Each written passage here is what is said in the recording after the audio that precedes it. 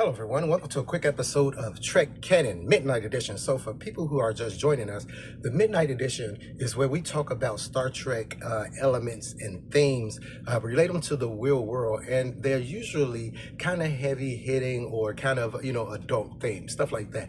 Another thing I noticed in the episode was, did you guys notice what the Klingon family decided to use as Jaden's first hunt? That bird of prey? Yeah, because that is what the most famous Klingon starship is called, the bird of prey. So it is pretty cool how they ended up, keeping a line from the bird of prey to this particular hunt and what Jaden was doing. Now, one of the things that they talked about was during the debate was the Organian Peace Treaty, right? How that was superseded by the Khitomer Accords. Now, for anybody who understands Star Trek canon, the Organian Peace Treaty happened, I think it was episode Errand of Mercy, I believe it was, from the original series, okay? And from that time, the Organians maintained peace between the Klingons and the Federation all the way up until the Khitomer Accords, which, of course, if everybody knows, which was the sixth movie, Undiscovered Country, from Star Trek. So think about all the years that was in between there, where we know there was a lot of Klingon and Starfleet conflicts during that time.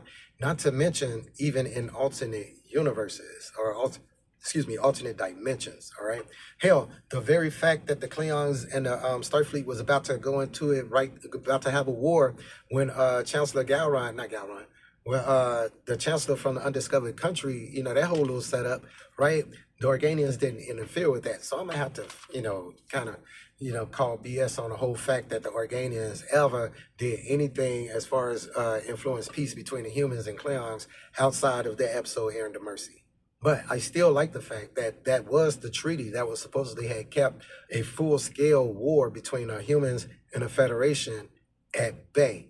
All right, was that whole Organian Peace Treaty, but yeah. But in essence, we found out a little bit more about Laura's history, her parents, her ancestors, right? Come to find out her grandfather was a Jem'Hadar male and her grandmother was a female and their house ran off. They broke off from their house to run off with some of the freed Jem'Hadar. Now, what does that mean, freed Jem'Hadar? We find out that the Alpha Quadrant Jem'Hadar, they didn't just was allowed to go chill. No, the Klingons hunted them down, right? Took them hostage. Well, not hostage, took them prisoner, all right? Used them for training, all that kind of stuff. And I remember talking about this in a video once where this could have been another possibility based in canon that this would be a precedent of something that would happen. Now, that being said, I also said that Klingons and Jem'Hadar respect each other as warriors. And we know how Klingon women get, if they see you as a warrior, they get a little hot and bothered. So there's nothing in the realm possibilities besides the fact that male Jem'Hadar in canon haven't been expressly shown to have had genitalia because, again, they are grown from husks. So, maybe after a certain amount of time, they were able, being off Ketracel white, not being genetically manipulated by the founders, they reverted back to their base species, which basically had genitalia. Now, let's get into the midnight version of it, right? Because there was a particular thing that I believe that they was trying to heavily show in this episode. Basically, to me, this episode focused on assimilation, okay? Assimilation of culture, assimilation of individuals. And what do I mean by assimilation? Here's the thing. There's been many times in the history of our cultures, right, where the dominant race, the person that's in the people that's in power, the group that's in charge, right? They take their ideologies, their ways and traditions and try to force them upon another group or a less group, a group that's less powerful, less fortunate. Okay. One of the easiest examples of this would have been the Native Americans. Okay. So you had a group of individuals who said, hey, listen, we feel that our culture is best. We feel that we feel that you guys are primitives and everything like that. You guys don't know religion and all that. So what we're going to do is we're going to help you guys. And what did they end up resulting in? All right, to help somebody not in a way that would keep them who they are. And when I say keep them who they are, not honoring what makes them who they are, their traditions, their cultures, their values, right? You're in essence erasing that. And that's one of the things that the Klingons was trying to explain to the Starfleet in this episode. They were saying, hey, listen, the fact that you are trying to extend us charity, no matter what the reason is, right? The fact that you're trying to do that goes against what makes us who we are. If we were to do that, then it would just be a different type of extinction. Okay. Now, there's so many elements that can be learned from that. All right. Can you help somebody without changing who they are? And it was great that they decided to handle this topic through debate because academic debate. Because if you think about it, there's a lot of outside of the arena of debate, which has certain rules and guidelines and boundaries, right? You can mix the debate with emotion. All right. So you start to substitute fact and data. You start to substitute that with emotions and misinformation, right? And I believe that that was one of the parts that mirrored today's society as well. You got so many people who so many influencers, so many people in the media who debate using their emotions other than debating what the facts and the data shows. All right. And then you could go so far as to say, okay, well, the data and the facts have a reason. They have a reason for existing. And if you don't understand what those reasons are, then the only thing you're doing is regurgitating. That's all you're doing. You're being a dictionary. You're not understanding why it is that these numbers exist, why it is that this situation is going on in a culture. There's people who always talk about, the south side of Chicago and all this kind of stuff. And, right. But what they don't realize is that how did they get there? All right. See, I live long enough to being from the south side of Chicago. I understand how we got here, but I also understand that you got these government people coming in talking about some, hey, we're gonna change the black diaspora. We're gonna help the blacks with this and la la. But that would change or continue to change who we were. When we were brought here, it was because of slavery. All right. And people thought, hey, man, we're going to take these people who we feel are less than, right? And we're going to take them over here and we're going to, make them our slaves. And then we're going to try to free them. And then we're going to try to, put our values and ethics and morals and law upon these people and wonder why it is that these people are resistant to that, because this is not who we are, right? We have our own history of things that make our culture and our traditions, all right? So I like the fact that they started to explore that in this episode. Another thing I really liked was the conversation between Laura Thalk and Jaden, right?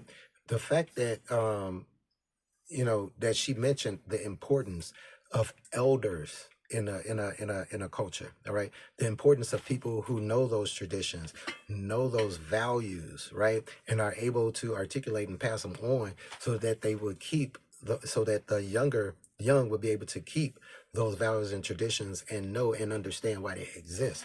It was great that she talked about the importance of having elders in the community, listening to your elders and the important roles that they take in a community.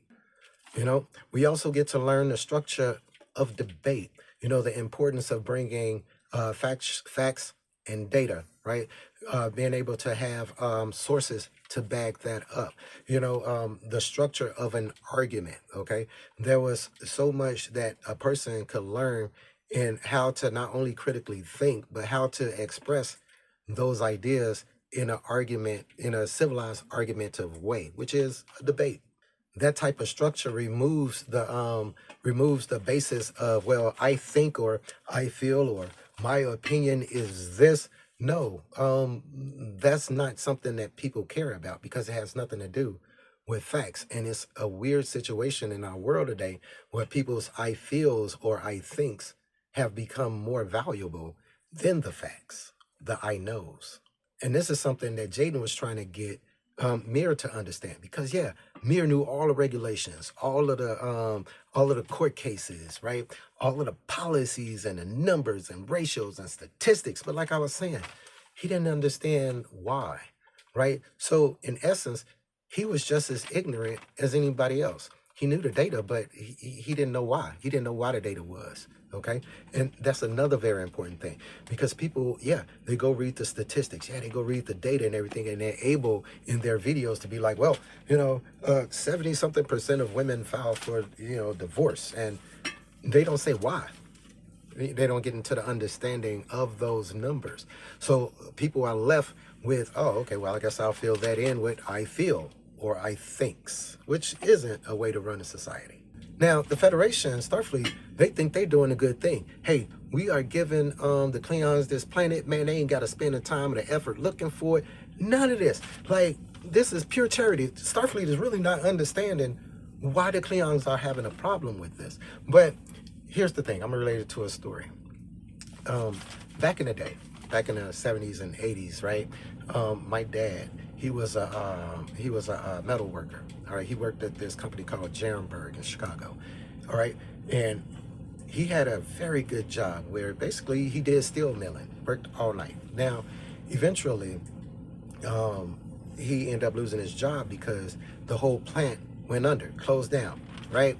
And this was something that started happening around Chicago, right?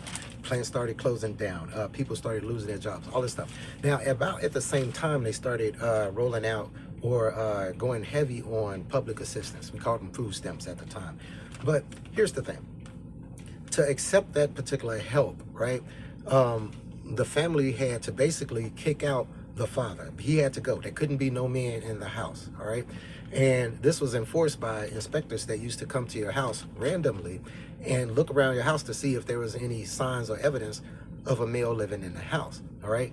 Now, the women had two choices. The moms in these situations had two choices, all right? They could stay with the values and traditions that they were raised with, which were the family dynamic, the family element, as long as it stays together, can defeat anything. Or they could say, hey, we can accept this charity, which would betray our values and our traditions. And as a result of that, they lost the family dynamic of who they were, of who we were. All right. Now we have all these single family households. And that's another thing that people don't understand about the data. Because the data tell you, yeah, man, we got all these single black families. Yeah, but the understanding will tell you, well, this was influenced and planned and made to be something that happened. They made us lose who we were. And this is what's being reflected in this episode with the Klingons and Jaden.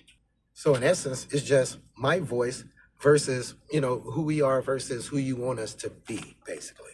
Now, I also like in a conversation between Laura Thok and Jaden that he had this one view that his father left him and, he made his father so angry that he missed a shot, and his father never misses a shot, and his father was just so disappointed at him, and it had really affected Jaden personally, right? And then talking to Laura, who had a more wise and neutral standpoint because she wasn't emotionally connected to the situation, right? Basically gave him an outstanding perspective. Hey, Klingons don't, succumb to missing shots and all that kind of stuff because they, mad. That's Klingons love battle. That's their thing. They use that to help them be the best of warriors. Could it be that your father missed the shot because he recognized that you, instead of the kill, that you loved the life, that was the thing that was most important to you? So he honored you by letting that bird live, right? Yeah, he got upset about the fact that, yeah, you still being a doctor, and he left so that you can find your own path without being hindered by our viewpoints and our wishes and wants. Now, when she told that to him, man, tears came down his face. It broke me. I had to go get my tissue. I ain't gonna lie. I had to go get my tissue. And so we end the episode basically throughout, basically saying, hey, listen, my culture, my traditions, my values can exist in tandem, right, with yours, all right? We can, through understanding, debate, empathy, right, exist or cohabitate in a way where your principles don't interfere with me and my principles don't interfere with you. And if you think about it, wouldn't that be a utopia of a world to live in today? So in closing, there's some things I had wanted to probably explain a little better to people who watch Star Trek, because there seems to be two groups of individuals who watch Star Trek. You got your Trekkies, and nay, I say you have your anti-Trekkers. And what the anti-Trekkers are is people who really don't understand what Star Trek means, all right? People who think Star Trek is woke, or people who think diversity in Star Trek is something new, or people who think that Star Trek is trying to shovel down all these types of ideologies and all these types of things, right? People who feel that Star Trek always has a message. I'm finding that the purpose of Star Trek Starfleet Academy is to teach the principles, to get back to the principles and the purpose of what Star Trek is supposed to be. It represents the eidetic very well, infinite diversity and infinite combinations, right? Think of Star Trek Starfleet Academy, right? The fact that the situation they're in mirrors so much of the promenade and how so many races were able to mingle on Deep Space Nine. Fleet Academy also reflects the loss of values and how we would go about regaining them by being taught. Okay, so here's the thing.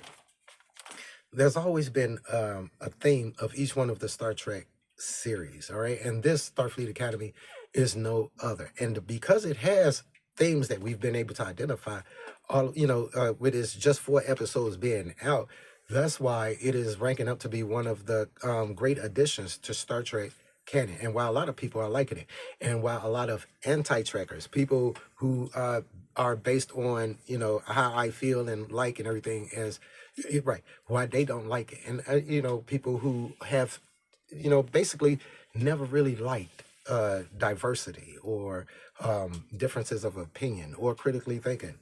Yeah, I can safely say that. Anyway, let me know what you guys thought of this episode, what you guys thought of the Midnight Edition.